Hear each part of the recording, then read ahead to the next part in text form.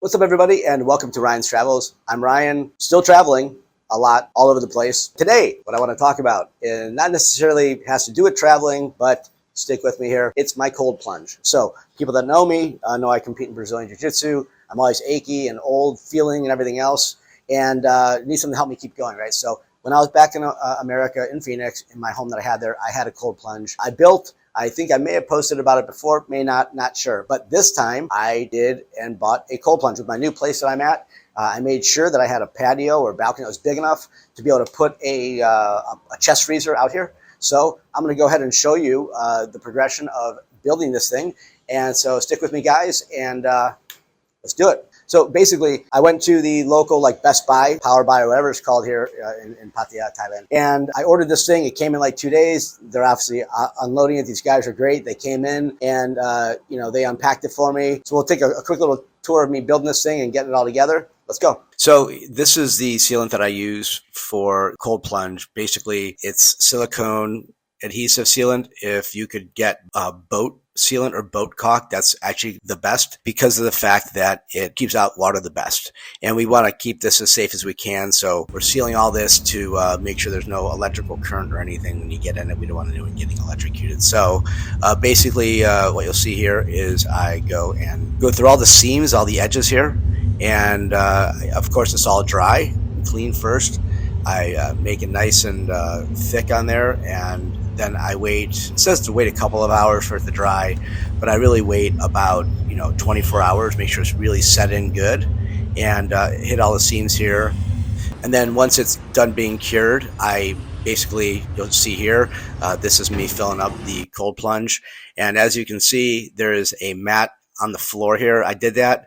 Like a rubber mat to keep me from slipping and then make it a little bit not so cold on the bottom. But it actually in the end just ended up not sticking to the bottom, so I got rid of it.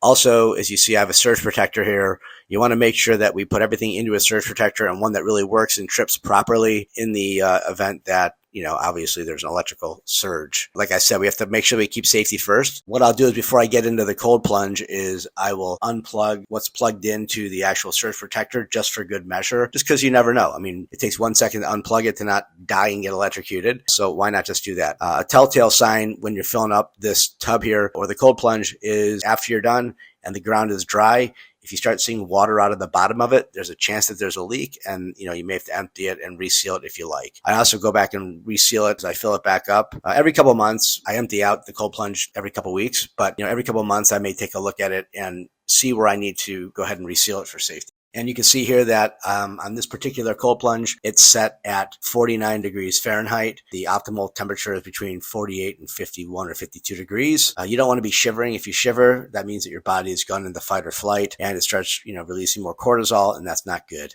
So if you don't have a cold plunge that has a temperature regulator or temperature monitor on here, you can go out and very easily buy one off of Amazon. I had on my other cold plunge. I don't have it here, but you can also get that. And filled up the water. It was 86 degrees, and now you can see it's been cooled down to 46. What I have here in my last cold plunge, for some reason I didn't need this, but here this is a water circulator meant for like a fish tank, and that basically will circulate the water to make sure that's at the proper temperature so that the temperature regulator on the actual cold plunge itself will keep cooling it. If it's too cold in the bottom and too warm up top, obviously it'll be uneven water. This is not meant for water cooling. It's meant for keeping food cold.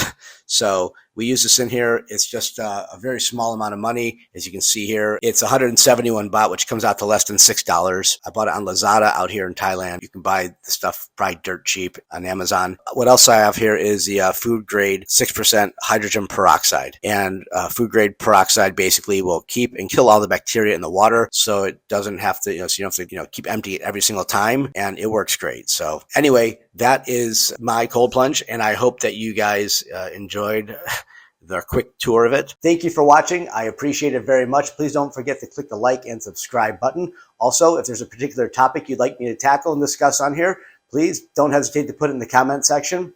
Have a great day.